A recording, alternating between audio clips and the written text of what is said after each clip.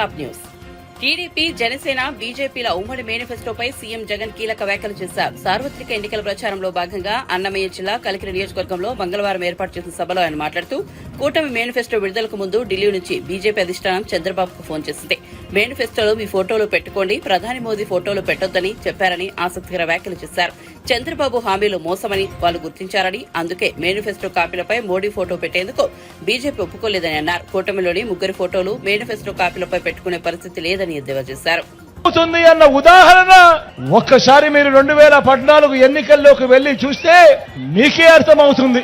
ఆ ఎన్నికల్లో 2014 ఎన్నికల్లో ఇదే పెద్ద మనిషి చంద్రబాబు నాయుడు గారు రైతులను, పొదుపు సంఘాల అక్క చెల్లెమ్మలను ఈ 2 ఉదాహరణలు నేను చెబుతాను. తన మాటలు నమ్మి తనకు ఓటు వేస్తే ఆ తర్వాత ఏ రకంగా రైతన్నలు నష్టపోయారు, ఆ తర్వాత ఏ రకంగా నా అక్క చెల్లెమ్మలు నష్టపోయారు అన్న 2 ఉదాహరణలు మీ అందరి సమక్షంలో ఈ రోజు ఉంచుతాను. అప్పటిలో 2014లో 87,612 కోట్ల రూపాయలు వ్యవసాయ రుణమాఫీ అని చెప్పి బ్యాంకుల్లో పెట్టిన బంగారాన్ని విడిపిస్తాను అని చెప్పి చివరికి రుణమాఫీ కథ దేవుడెరుగు 0 వడ్డీ సైతం ఎగ్గొట్టిన పరిస్థితులు కూడా మనమంతా కూడా మన కళ్ళారా చూసాం.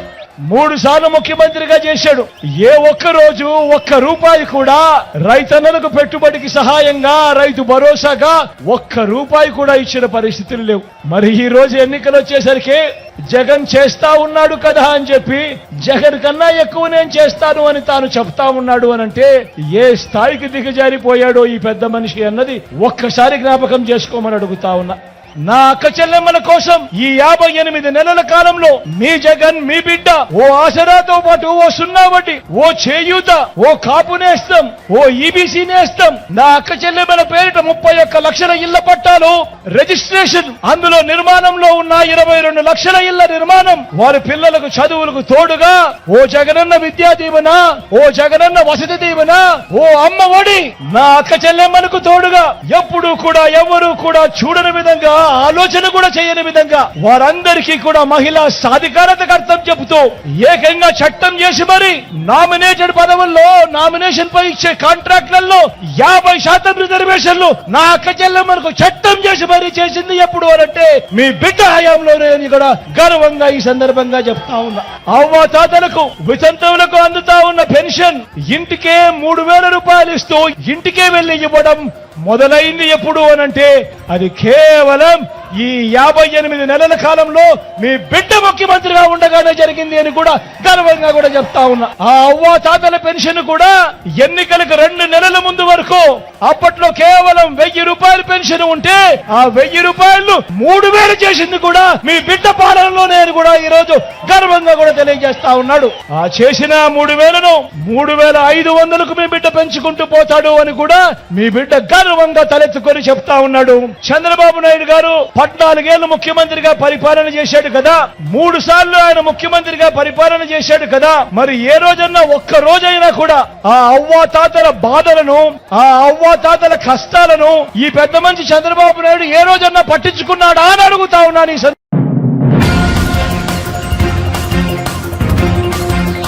ముఖ్యమంత్రి రేవంత్ రెడ్డితో ఎలాంటి మిలాఖత్ లేకుంటే ప్రధాని నరేంద్ర మోదీ తను చెప్పిన ఆర్ ట్యాక్స్ పై ఈడీ, ఆదాయపు పన్ను శాఖతో విచారణ జరిపించాలని బీఆర్ఎస్ అధినేత కేసీఆర్ డిమాండ్ చేశారు. మంగళవారం కేసీఆర్ కొత్తగూడెంలో కార్నర్ మీటింగ్ లో మాట్లాడుతూ ప్రధాని మోదీ తెలంగాణకు వచ్చారని, మెదక్ సభలో మాట్లాడుతూ రేవంత్ రెడ్డి ఆర్ ట్యాక్స్ వసూలు చేస్తున్నారని ఆరోపణలు చేశారని తెలిపారు.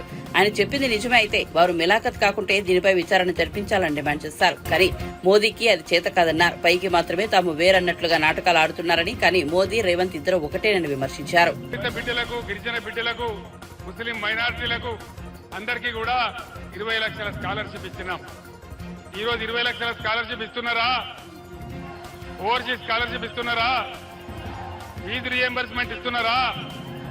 మరి ఏం చేస్తున్నారు? డబ్బులు ప్రభుత్వం ఏం చేస్తా ఉంది? దయచేసి మీరు ఆలోచన చేయాలి.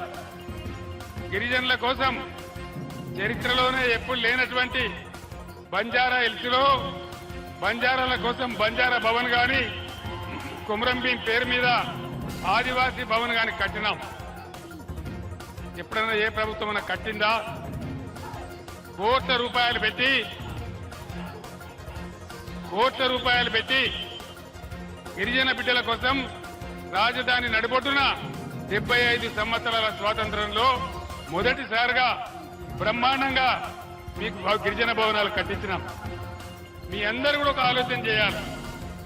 కరెంటు కాట కలిసింది.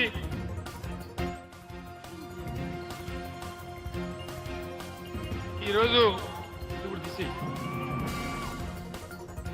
సింగరేణి బిడ్డలకు కూడా బీఆర్ఎస్ హయాంలో ఎటువంటి లాభాలు చేసినామో ఏమేమి సాయం జరిగిందో మీ అందరికీ తెలుసు. తెలంగాణ స్పెషల్ ఇంక్రిమెంట్ ఇచ్చినాం, బోనస్ ఇచ్చినాం, చరిత్రలో ఎప్పుడు లేనంత పెంచినాం. ఇప్పుడు ఈ ప్రభుత్వం సింగరేణిని కూడా ముంచే కార్యక్రమంలో ఉంది. ఎందుకంటే మీ అందరికీ తెలుసు, ఈనాడున్న ముఖ్యమంత్రి చోటేబాయ్ నరేంద్ర మోడీ బడేబాయ్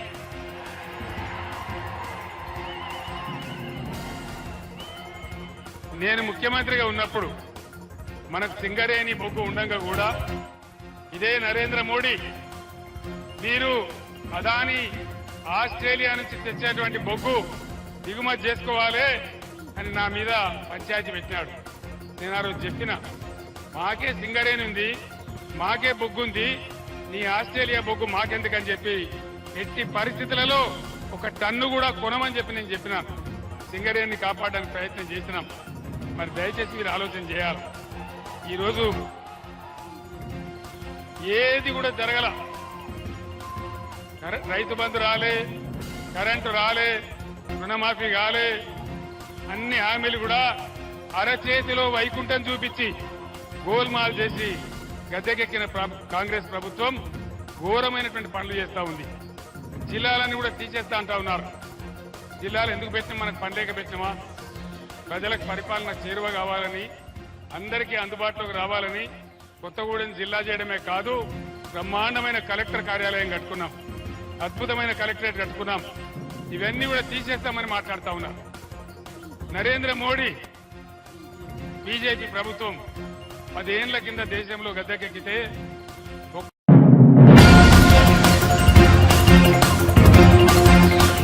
ప్రజాగలం సభలో టీడీపీ అధినేత చంద్రబాబు ఉత్సాహంగా ప్రసంగించారు. ఆంధ్ర ప్యారిస్ తెనాలికి చాలాసార్లు వచ్చాను కానీ జనసంద్రోహాన్ని చూసిన తర్వాత మరింత హుషారుగా ఉందని అన్నారు. మే 13తో రాష్ట్రానికి సైకోపీడ వదిలించుకునేందుకు సిద్దంగా ఉన్నారా లేరా అని ప్రశ్నించారు.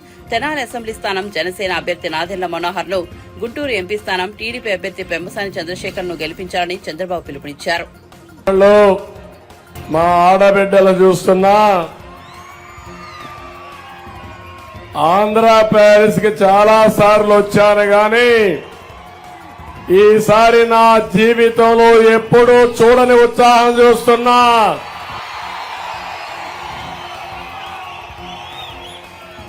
మీలో ఒక కసి కనపడస్తా ఉంది. ఎప్పుడెప్పుడు 13వ తారీఖు వస్తుందా ఈ రాష్ట్రాన్ని పట్టి పీడిస్తున్న సైకోని వదిలించుకోవడానికి సిద్ధంగా ఉన్నారా లేదా? సిద్ధంగా ఉన్నామంటే చేతుల పైకెత్తండి. దారిలో వస్తా ఉంటే నేను చాలా నిశితంగా పరిశీలించాను. చిన్న పిల్లలు, వాళ్ళ పేరు చెప్పలేరు గాని 2 వేళ్లు చూపించి, ఇప్పుడు ఆ పాపను చూశారా తండ్రి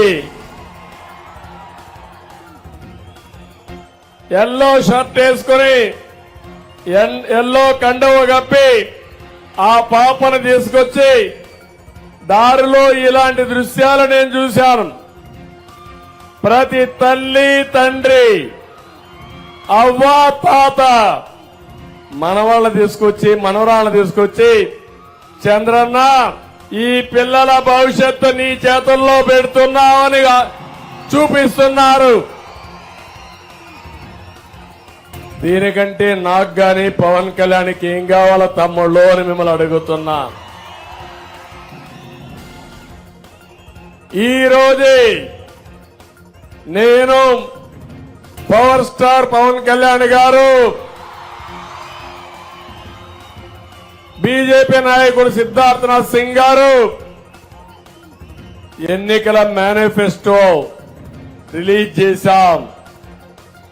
ఏం తమ్ముళ్ళు మీరు వింటారు, టీవీల్లో చూసుంటారు. మన మేనిఫెస్టోకి సైకో మేనిఫెస్టోకి పోలికుందా తమ్ముళ్ళు అని అడుగుతున్నా. లేదంటే గట్టిగా చెప్పండి, చప్పట్లు కొట్టి లేదు అని. ఒక బాధ, ఒక ఆవేదన ఉంది. మీరందరూ నిర్ణయించారు ఇక్కడ మనోహర్ గారిని ఎమ్మెల్యేగా శాసనసభ పంపించడానికి, చంద్రశేఖర్ ని పార్లమెంట్ కి పంపించడానికి. కానీ మిమ్మల్ని అందరినీ చూసినప్పుడు నాకు అనిపిస్తుంది 5 సంవత్సరాలు మీరు ఎంత నష్టపోయారంటే అవకాశాలు కోల్పోయారు, ఆదాయాన్ని.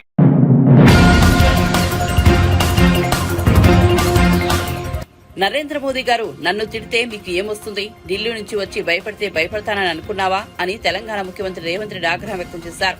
బాలాపూర్లో నిర్వహించిన రోడ్ షోలో ఆయన మాట్లాడుతూ తెలంగాణకు మోదీ ఏమీ ఇవ్వలేదని చెప్పేందుకు ప్రతి చౌరస్తాలో గాడిద గుడ్డు ఫ్లెక్సీలు పెడదామని పిలుపునిచ్చారు. గాడిద గుడ్డు ఇచ్చిన వారికి ఓటేద్దామా అని ప్రశ్నించారు. ఇందిరమ్మ ఇల్లు, ఆరోగ్యశ్రీ ఇచ్చిన వారికి ఓటేయాలన్నారు. తన వద్దకు ఢిల్లీ పోలీసులు పంపించి నోటీసులు ఇచ్చారని మండిపడ్డారు. అధ్యక్షులందరూ కూడా వాళ్ళ శాయశక్తుల మా అమ్మల్ని, మా అక్కల్ని, మా పెద్దమ్మల్ని వేలాదిగా తీసుకొచ్చి, అదేవిధంగా మిత్రుడు శంకర్ యాదవ్ వీళ్ళందరూ కలిసి వేలాదిగా మా ఆడబిడ్డలు, మా అక్కల్ని, మా పెద్దమ్మలని ఇక్కడికి తీసుకొచ్చి కాంగ్రెస్ పార్టీ అభ్యర్థి డాక్టర్ రంజిత్ రెడ్డిని గెలిపించడానికి, ఆశీర్వదించడానికి తెచ్చినందుకు మీకు అందరికీ మనస్ఫూర్తిగా ధన్యవాదాలు, కృతజ్ఞతలు.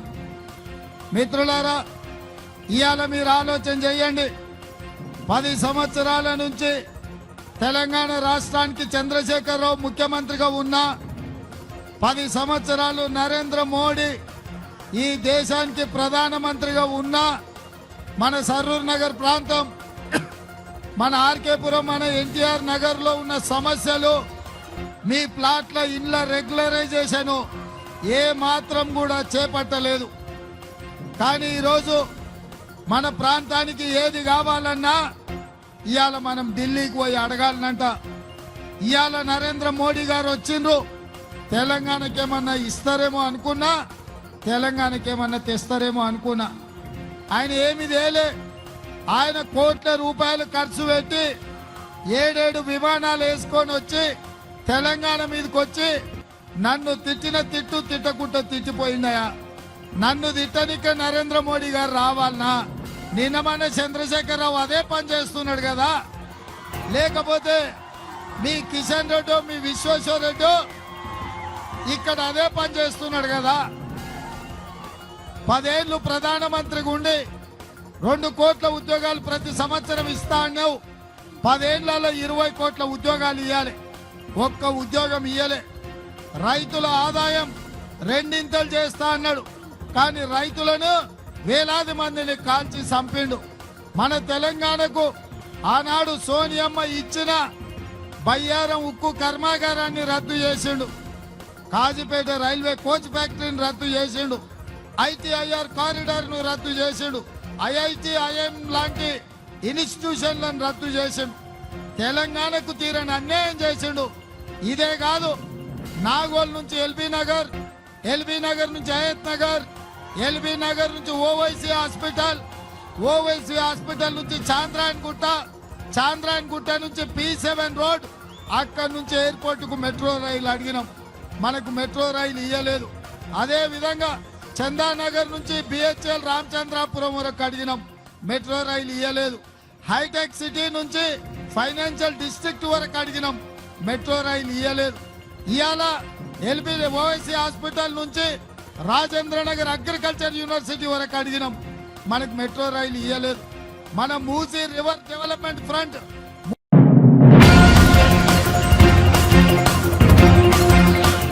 పోలవరం నియోజకవర్గం కొయ్యలగూడెంలో జనసేన అధినేత పవన్ కళ్యాణ్ వారాహి విజయవేరి సభ నిర్వహించారు. పోలవరం ప్రాంతానికి కరాటం రాంబాబు కుటుంబం ఎంతో చేసిందని అన్నారు. పార్టీ పెట్టినప్పటి నుంచి ఆయన తనను భుజం తట్టి ప్రోత్సహించారని తెలిపారు. రాజశేఖర రెడ్డి హయాంలో పోలవరం ముందుకు కదిలిందంటే అందుకు కారణం కరాటం రాంబాబు కుటుంబమేనని, వారి కుటుంబం పోలవరం ప్రాజెక్టుకు 110 ఎకరాలు ఇచ్చేసిందని వెల్లడించారు. టీడీపీ ప్రభుత్వ హయాంలో 2018 నాటికి పోలవరం 50% పూర్తయిందని, కానీ జగన్ అధికారంలోకి వచ్చి పోలవరం ప్రాజెక్టుపై ఎన్నో కథలు చెప్పాడని పవన్ కళ్యాణ్ విమర్శించారు. పునరావాస ప్యాకేజీ అమలు చేస్తామని గిరిజనులు సహా అందరినీ నమ్మించారని, కానీ ఇంతవరకు అమలు చేయలేదని మండిపడ్డారు. ఇక్కడకు తిరిగేవాడు. అడవులంటే సరదా కాబట్టి పచ్చటి చెట్లు ఎలా ఉంటాయి, జంతువులు ఎలా ఉంటాయి తిరిగేవాడిని ఇక్కడ. నాకు కరాటం రాంబాబు గారు అలా పరిచయం నాకు. ఆయన అప్పటి నుంచి ఇప్పటికి కూడా ఏజెన్సీ టైగర్ అని పిలుస్తారు. ఇందాక ఆయన చెప్పినట్టుగా పోలవరం ఆయన నాయనమ్మ గారి ఇల్లు, నాయనమ్మ గారి ఊరు. ఈ ప్రాంతానికి ఆయన కుటుంబం ఎంతో చేశారు. హాస్పిటల్స్ కానీ, డిస్ట్రిక్ట్ కోఆపరేటివ్ బ్యాంక్స్ కానీ, ఆయన ముఖ్యంగా గిరిజన ప్రజానీకానికి ఆయన చేసిన సేవలు మర్చిపోలేవు. ఎక్కడ కష్టం ఉన్నా రాంబాబు అన్న ఒక్క మాట మాట్లాడితే అర్ధరాత్రి అపరాత్రి లేకుండా బయటకు వచ్చి నిలబడే వ్యక్తి. 2019లో కూడా నాకు ఆశీర్వచనాలు ఇచ్చారు. 2014 నుంచి పార్టీ పెట్టినప్పటి నుంచి కూడా ఆయనకి నేను చిన్నప్పటి నుంచి వ్యక్తిగతంగా ఇస్తున్నాను. ఆయన నాకు ఎప్పుడు భుజం తట్టి బాగుండాలని కోరుకునే వ్యక్తి.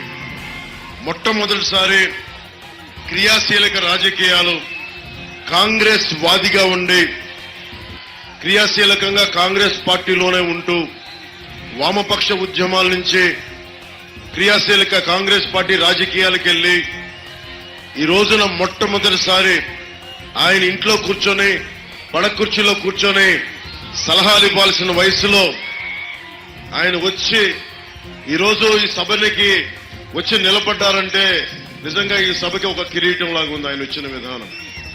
అంటే పోలవరం ముందుకు కదిలింది అంటే రాజశేఖర రెడ్డి గారి హయాంలో మొట్టమొదటిసారిగా ఆయన కుటుంబం నుంచి, ఆయన నుంచి పోలవరం ప్రాజెక్టుకి 110 ఎకరాలు స్వచ్ఛందంగా ఇచ్చిన వ్యక్తి కరాటం రాంబాబు గారు. ఈ రోజున ఇన్ని వేల ఎకరాలు అందరూ స్వచ్ఛందంగా ఇచ్చారంటే ఆయన మొట్టమొదటి వేసిన అడుగు. ఈ రోజున ఎప్పుడు బయటికి వచ్చేవారు కాదు ఆయన. క్రియాశీలక రాజకీయాల నుంచి నేను రాను కళ్యాణ్, నన్ను ఎప్పుడు కళ్యాణ్ అని పిలుస్తారు. నేను రాను కళ్యాణ్ గారు, నేను ఎప్పుడు రాను. ఒకటే బాధ ఉండిపోయింది. నా కోసం గిరిజన ప్రాంతాల నుంచి అందరూ కూడా ఒక్క నా మాట చెప్తే అందరూ కదిలిపోయి నేను 110 ఎకరాలు ఇచ్చి నేను చాలా మందిని, వేలాది మందిని కన్విన్స్ చేశాను నేను. అరే పోలవరం ప్రాజెక్టు గ్రామం మనకి రాష్ట్రానికి మంచిది, విద్యుత్తుకు కానీ, అటు మిగతా రాష్ట్రాలకు కానీ, మొత్తం రాష్ట్రం మొత్తం పోలవరం ప్రాజెక్టు పూర్తయితే దాదాపు డైరెక్ట్ గా 30 లక్షల ఎకరాలు. అలా కాకుండా అటు సైడ్ రాయలసీమకు కూడా పోలవరం నిండితేనే రాయలసీమకి మిగతా ప్రాజెక్టుల నుంచి నీళ్లు వెళ్తాయి. ఏది చూసుకున్నా సరే పోలవరం కీలకమైపోయింది.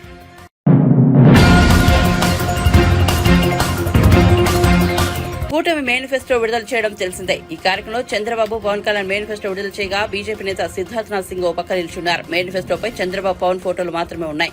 దీనిపై వైసీపీ మాజీ మంత్రి పేర్ని నాని స్పందించారు. కూటమి సర్కస్ మొదలైందని ఎద్దేవా చేశారు. చంద్రబాబు తీసుకొచ్చిన మేనిఫెస్టోతో సంబంధం లేదని బీజేపీ చెప్పకనే చెప్పిందని అన్నారు. చంద్రబాబు, పవన్ ఇవాళ చెప్పిన మాటల ఆచరణ సాధ్యం కాదని బీజేపీకి అర్థమైందని, అరచేతిలో వైకుంఠం చూపించే మాటలతో కూటమిలో ఒక సభ్యుడు దూరం జరిగాడని పేర్ని నాని వ్యంగ్యం ప్రదర్శించారు. కూటమి మేనిఫెస్టో అంటున్నా దానిపై 2 ఫోటోలు మాత్రమే కనిపిస్తున్నాయని, 3వ ఫోటో ఏమైందని ఎత్తిపొడిచారు. ప్రతి ఆడపిల్లకి 25,000 రూపాయలు ఫిక్స్డ్ డిపాజిట్ చేస్తాం. చేశామా? ఎంతమందికి చేశాం? డ్వాక్రా అక్క చెల్లెలందరూ కూడా అప్పు తీసుకున్నటువంటి 14,000 కోట్ల రూపాయలు బేషరతుగా రుణమాఫీ చేస్తామని చెప్తాం. చేశామా? చేస్తే చేశామని.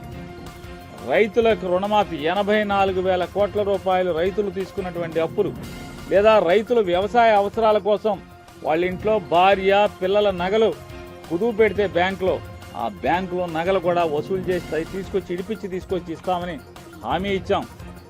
ఇగో ఇంతమంది రైతులకి ఇంత డబ్బు అప్పు కట్టాం అని ఒక్క మాట పాత మేనిఫెస్టో చూపించి, అదే ముగ్గురం మేము మళ్ళీ వస్తున్నాం, ఇన్ని హామీలు ఇచ్చాం, ఇన్ని నెరవేర్చాం, మళ్ళీ హామీలు ఇస్తున్నాం అని చెప్పని చెప్పేటువంటి సత్తా, చెప్పేటువంటి నిజాయితీ లేదు.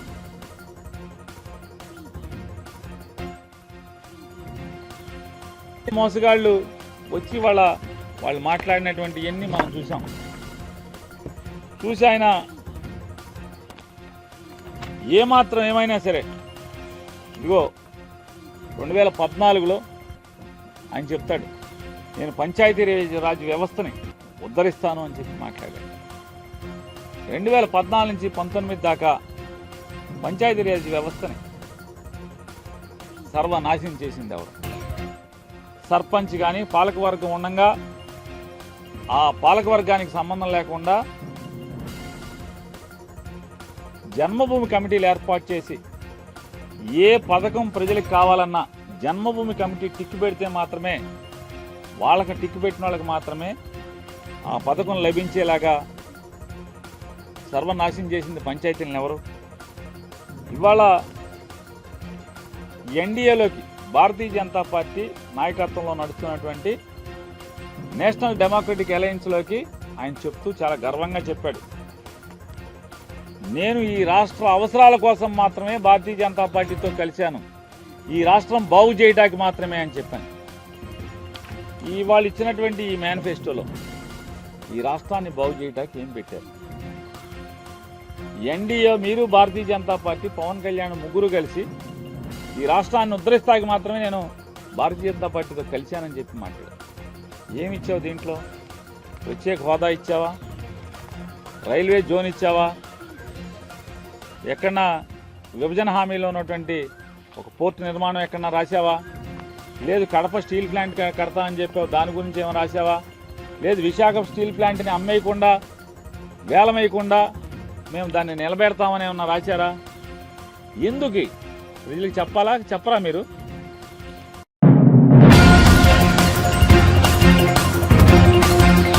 గుంటూరు జిల్లా మంగళగిరిలో మహిళలకు ప్రాధాన్యత ఇచ్చే సంస్థలను స్థాపిస్తామని Heritage Foods executive director Nara Brahmani చెప్పారు. ఎన్నికల ప్రచారంలో భాగంగా నారా బ్రాహ్మణి మంగళగిరిలో విస్తృతంగా పర్యటించారు. పచ్చళ్లు తయారు చేసే మహిళా కార్మికులతో సమావేశమయ్యారు. మహిళలతో కలిసి మామిడికాయ ముక్కలు కొట్టి పచ్చడి తయారు చేశారు. వ్యాపారంలో ఎదురవుతున్న సమస్యలను మహిళలు నారా బ్రాహ్మణి దృష్టికి తీసుకొచ్చారు.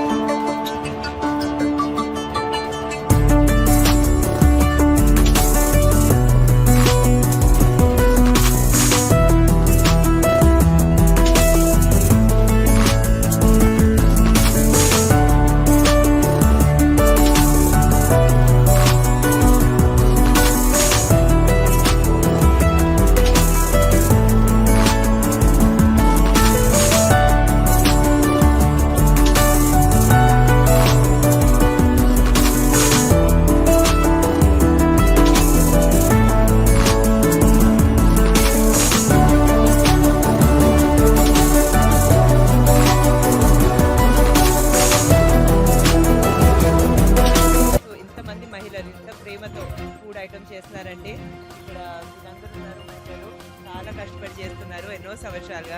నాకు చాలా ఆనందంగా ఉంది. ఇలాంటి ఇండస్ట్రీస్ ఇంకా చాలా రావాలి. ఎక్కడైతే మహిళలకి మంచి ఆపర్చునిటీస్, మంచి వర్కింగ్ ఎన్వైరన్మెంట్ ఉంటుందో రావాలని నేను కోరుకుంటున్నాను. ఇంకా మన నారా లోకేష్ గారు కూడా మహిళల మీద ఎంతో ఫోకస్ పెట్టడం జరుగుతుంది. స్త్రీ శక్తి ప్రోగ్రామ్ ద్వారా కానివ్వండి, వేరే ప్రోగ్రామ్స్ ద్వారా కానివ్వండి.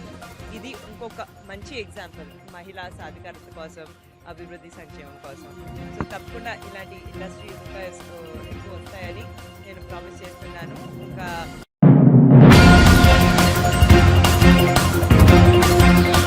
పిల్లల భవిష్యత్తును దృష్టిలో పెట్టుకుని ఏపీలో కూటమి ప్రభుత్వాన్ని ఎన్నుకోవాలని బీజేపీ నాయకురాలు ఖుష్బు ఓటర్లను కోరారు. అనకాపల్లి పార్లమెంట్ కూటమి అభ్యర్థి సీఎం రమేష్ తరపున ఆమె ఎన్నికల ప్రచారం నిర్వహించారు. ఈ సందర్భంగా ఆమె మాట్లాడుతూ సీఎం రమేష్ ఎంపీగా గెలిస్తే కేంద్ర మంత్రి అవుతారన్నారు. ఈ ఎన్నికల ద్వారా జనసేన అధినేత పవన్ కళ్యాణ్ తో పనిచేసే అవకాశం రావడం సంతోషకరమన్నారు. సభ్యులు మాట్లాడంటే సరదాగా మాట్లాడతాను, కానీ రమేష్ గారు, మాధవ్ గారు మాట్లాడినాక నాకు సరదాగా రాదు. సో కొద్దిగా మధ్యలో ఎక్కడైనా పోతే అడ్జస్ట్ చేయాలి మీరు. నిజంగానే 10 years, అది 10 సంవత్సరాలను మీరు చూస్తే మన ప్రైమ్ మినిస్టర్ నరేంద్ర మోడీ గారు ఈ దేశ గురించి ఎంత ఆలోచిస్తుంది, అన్ని పాలసీస్ మీకు ఇస్తారు. ఇప్పుడు కూడా ప్రతి పాలసీ మీకు రావాలంటే సెంట్రల్లో బీజేపీ గెలవాలి. బీజేపీ గెలవాలంటే అనకాపల్లి నుంచి రమేష్ గారు గెలవాలి. దీనికి వచ్చే ఓటింగ్ టైంలో మీరు కమలపువ్వుకి గుర్తు చేసుకొని కమలపువ్వుకి మీరు ఖచ్చితంగా ఓటు వేయాలి. జగన్ గారు ఇక్కడ ఉన్నప్పుడు ఏం జరిగింది మన అందరికీ తెలుసు. ఆయన వచ్చిన తర్వాత ఇప్పుడు ఈ రోజు పొద్దున చూసాను నేను 2035 వరకు నేను ఉంటే ఇంత చేస్తాను, ఇంతవరకు మీరు ఉన్నారు 10 సంవత్సరాలు మీరు ఏం చేస్తారని అడిగితే అది దీనికి వాళ్ళకి జవాబు రాదు, ఏం చేయలేదు.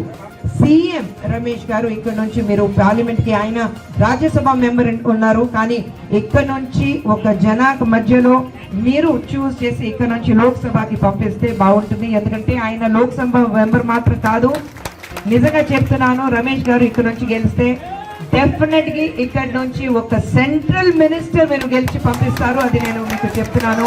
సో అనకాపల్లి నుంచి ఒక సెంట్రల్ మినిస్టర్ మీకు ఇంకా పని ఈజీగా అయిపోతుంది.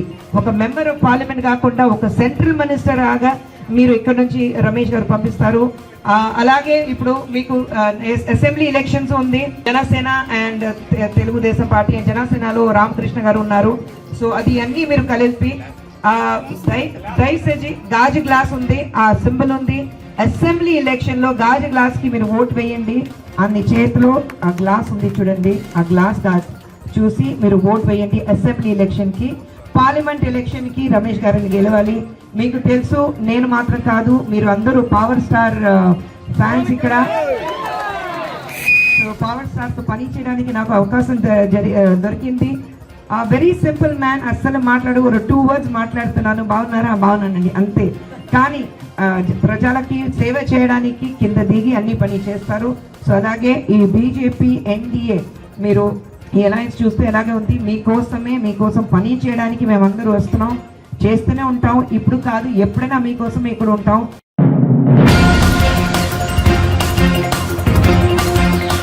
హైదరాబాద్ గచ్చిబౌలిలోని ఓ మాల్లో సన్ రైజర్స్ జట్టు సందడి చేసింది. స్టార్ క్రికెటర్లు Heinrich Klaasen, Abdul Samad, Nitish Kumar Reddy, Jaydev Unadkat, T Natarajan అభిమానులతో సరదాగా ముచ్చటించారు. క్రికెటర్లను చూడడానికి అభిమానులు భారీ సంఖ్యలో తరలివచ్చారు. వారితో ఫోటోలు దిగడానికి పోటీ పడ్డారు.